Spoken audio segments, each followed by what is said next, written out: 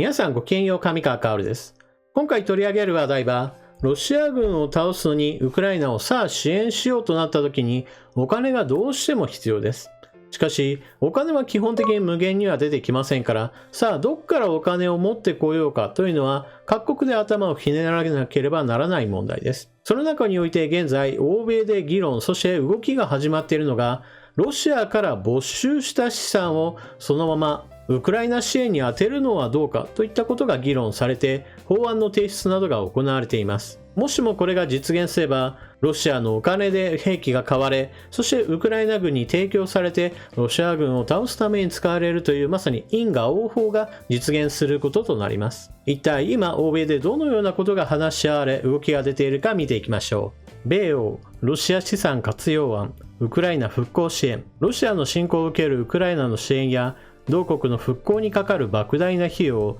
ロシアに負担させる動きが米欧で広がってきた。アメリカ議会では超党派が制裁で凍結したロシア人の資産を没収し支援に充てる法案が審議される。欧州議会ではロシアの外貨準備の活用が浮上する。いずれも国際法などに基づく検討が必要で、実現には曲折がありそうだ。ウクライナ再建に必要な資金の一部をロシアに負担させることはアメリカが追求すべきことだと思う。イエレンアメリカ財務長官は21日の記者会見で、友好国と協調してロシア資産の活用を検討すると述べた。カナダのジョリー外相も27日、政府が制裁で凍結した個人や団体の資産を没収し、支援に充てる措置を検討していると表明した。カナダメディアによると、同措置をカナダの予算法案に盛り込んでおり、今年夏までにカナダ議会が可決する見通しだ。アメリカ下院では3月上旬、民主党と共和党の議員が共同でロシア資産を没収して支援に充てる法案を提出した。没収対象はアメリカの制裁で凍結された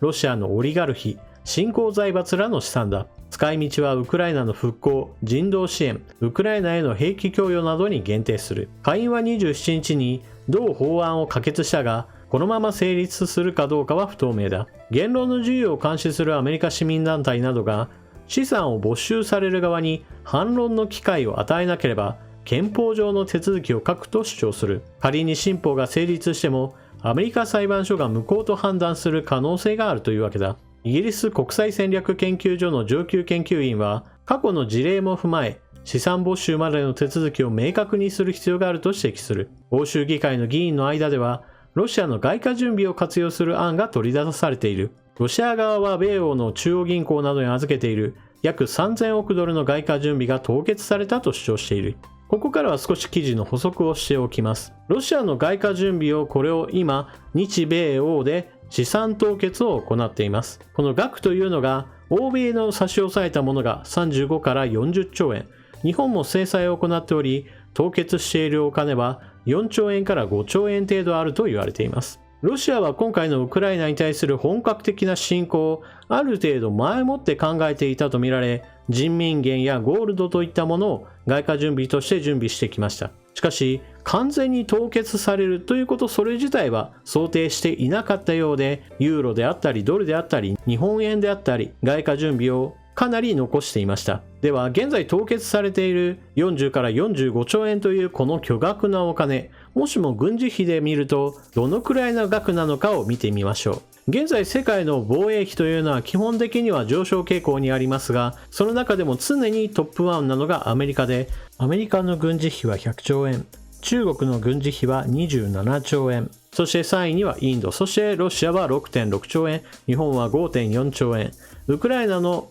軍事費は1兆円に満たない7000億円程度だと言われています。この金額の規模感といったものと見比べたときに、外貨準備高のお金が40から45兆円ということは、このお金を丸々ウクライナに支援に充てれば、かなりの効果が見られることが想像できます。ただし、全てが全て軍事費ではなく、復興のための予算であったり、現在のところ、ウクライナ経済はかなりのダメージを受けていますから、多くの人々を人道的に支援するためのお金といったものも必要です。しかし、経済力のないウクライナにしてみれば、ロシアのこの外貨準備を丸々凍結した現在のお金というものをそのまま支援に充てることができれば、かなりの助けになることは間違いありません。まず最初に押さえておくべきポイントというのは、今まさに実施段階に入っているのは、ロシアの富豪たち、オリガルヒの個人資産などを資産凍結していて、これらについて没収するのはどうかというのが第一段階として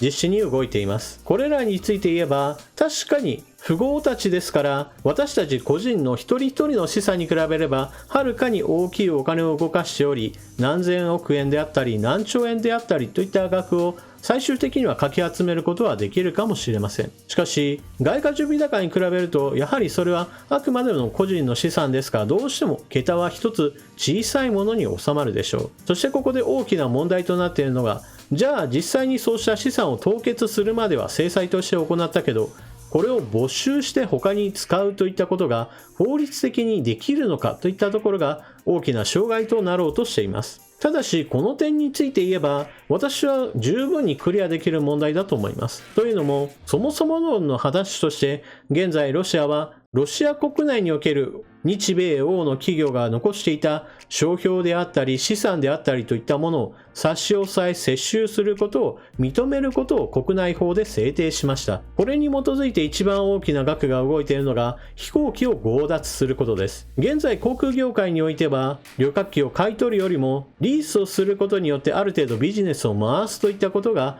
大きな流れになっています。ロシアの企業も全くそれと同じようにして丸々買い取るのではなくリースで済ませている会社もたくさんありました。しかし制裁によってこうしたリースされている航空機について返却を迫るといったことになった時にロシアはこれを返済しないで良いようにするためにわざわざ国内法で強奪することを認めたのです。このようにロシア国内の国内法において日米欧の資産を没収するということを公に認めるような動きが出ているわけですから、これに対応するような形の制裁として資産を凍結したその後においてこれを没収するというのも一つ報復措置として私は成り立つんじゃないかなと思います。ただしこの点について言えばあくまでもこれは私の個人の意見であって専門家の意見としては様々な法律的な障害がありますよということが記事には注釈としてついていました。しかし法律的な問題というのは基本的には技術的な問題が主要な話ですから、それらについては何とか乗り越えていってほしいものです。何しろ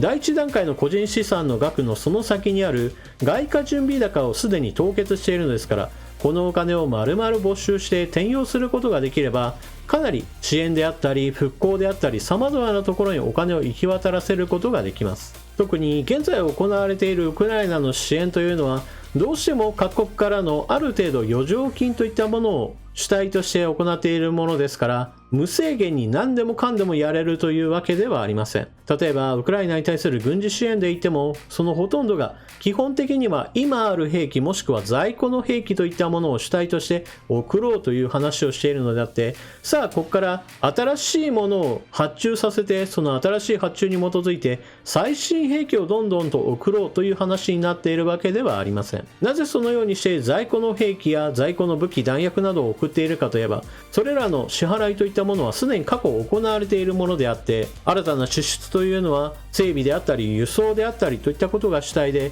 大きな金額が発注しないからこそそうした支援というものが実現しているわけです。そこにロシアの外貨準備といったものを没収することができれば国によっては自国の1年分の軍事予算に相当するような額を調達することができるわけですから、桁違いの支援を実施することができるわけです。現在のところこの話に一番前向きなのがカナダで、このカナダが先行して話をしてそこにアメリカが協調するような形になっています。そして現在ではそうしたアメリカ大陸での動きといったものが今ヨーロッパ全体へと検討しなければならないというように話が盛り上がっているわけです。基本的に EU について言っても予算は潤沢にいつでもどこからでもどんどんと湧き出るわけではありませんから、外貨準備を抑えたこのお金というものをどうやって活用できるだろうと頭をひねっているというわけです。このように政治的なやり取りであったりもしくは法律上の問題といったものをクリアすることができれば